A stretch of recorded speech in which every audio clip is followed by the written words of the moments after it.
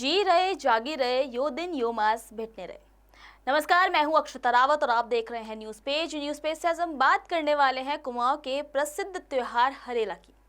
जिन पंक्तियों से हमने कार्यक्रम की शुरुआत की, बुजुर्गों की इन्हीं आशीर्वाद भरे शब्दों के साथ देवभूमि उत्तराखंड में प्रगति, आस्था और लोक संस्कृति के सबसे महत्वपूर्ण पर्व हरेला का शुभारंभ होता है। ये केवल शुभकामना के शब्द नहीं बल्कि एक ऐसी लोक प्रार्थना है जिसमें लंबी उम्र, अच्छे स्वास्थ्य, परिवार की खुशहाली, प्रकृति की समृद्धि और जीवन में यश की कामना की जाती है। उत्तराखंड को यूं ही देवभूमि और प्रकृति की गोद में बसा प्रदेश नहीं कहा जाता। यहाँ की संस्कृति, परंपराएं और लोक पर्व सदियों से प्रकृति के साथ जुड़े रहे हैं और इन्हीं में सबसे विशेष स्थान रखता है हरेला। हरेला का अर्थ है हरियाली, लेकिन ये केवल हरियाली का उत्सव नहीं बल्कि जीवन, खेती, प्रकृति और नई शुरुआत का भी पर्व है। हर वर्ष श्रावण मास की कर्क संक्रांति को मनाए जाने वाला ये पर्व विशेष रूप से कुमाऊं मंडल के अल्मोड़ा, पिथौरागढ़, बागेश्वर, चंपावत और नैनीताल जिलों में पूरे उत्साह और श्रद्धा के साथ मनाया जाता है। इसी दिन से सावन मास की शुरुआत मानी जाती है, जो भगवान शिव को समर्पित सबसे पवित्र महीनों में से एक है। इसलिए हरेला को भगवान शिव और माता पार्वती के पावन मिलन के प्रतीक के रूप में भी देखा जाता है। हरेला की सबसे बड़ी विशेषता यह है कि इसमें धर्म, विज्ञान और कृषि परंपरा का अद्भुत संगम दिखाई देता है। मान्यता है कि पुराने समय में पहाड़ों के किसान मुख्य खेती शुरू करने से पहले अपनी मिट्टी और बीजों की गुणवत्ता जांचने के लिए घर के देवता थान में, यानी कि देवताओं को रखने वाले स्थान में 7 प्रकार के अनाज, जौ, गेहूं, धान, मक्का, उड़द, गेहूं और तिल बोया करते थे। इन बीजों को बांस की छोटी टोकरी में साफ मिट्टी के साथ बोकर 9 दिनों तक अंधेरी जगह पर रखा जाता था और प्रतिदिन जल दिया जाता था। 9 दिनों बाद जब इन बीजों से हल्के पीले और हरे रंग के कोमल पौधे निकलते थे तो उन्हें शुभ माना जाता है।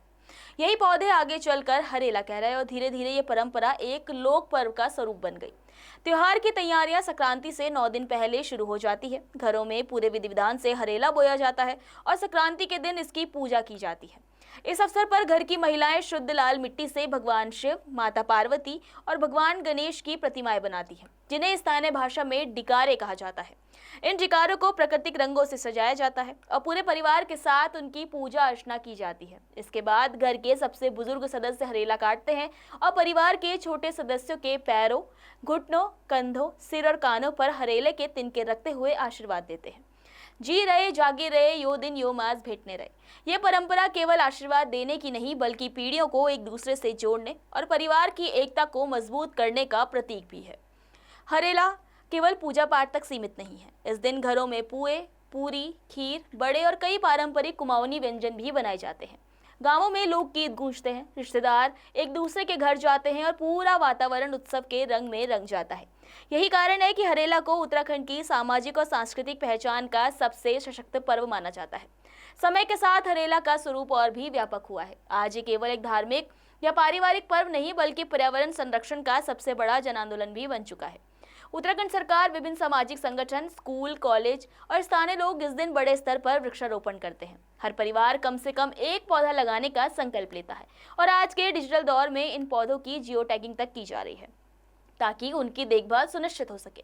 ये परंपरा पूरी दुनिया को यह संदेश देती है कि यदि प्रकृति सुरक्षित रहेगी तभी मानव जीवन भी सुरक्षित और समृद्ध रहेगा। आज दुनिया के किसी भी कोने में रहने वाले उत्तराखंडी हरेला को अपनी मिट्टी, अपनी संस्कृति और अपनी जड़ों से जुड़े रहने का माध्यम मानता है। यही कारण है कि हरेला अब केवल उत्तराखंड का त्योहार नहीं बल्कि प्रकृति के प्रति कृतज्ञता, परिवार के प्रति प्रेम और आने वाली पीढ़ियों के लिए हरियाली का संकल्प बन चुका है। सच तो यह है कि उत्तराखंड में हरेला सिर्फ एक पर्व नहीं बल्कि जीवन जीने की एक ऐसी परंपरा है जो हमें सिखाती है कि प्रकृति से प्रेम ही सबसे बड़ी समृद्धि है। इसीलिए एक बार फिर वही मंगल कामना करें, जी रहे जागी रहे यो दिन यो मास भेटने रहे।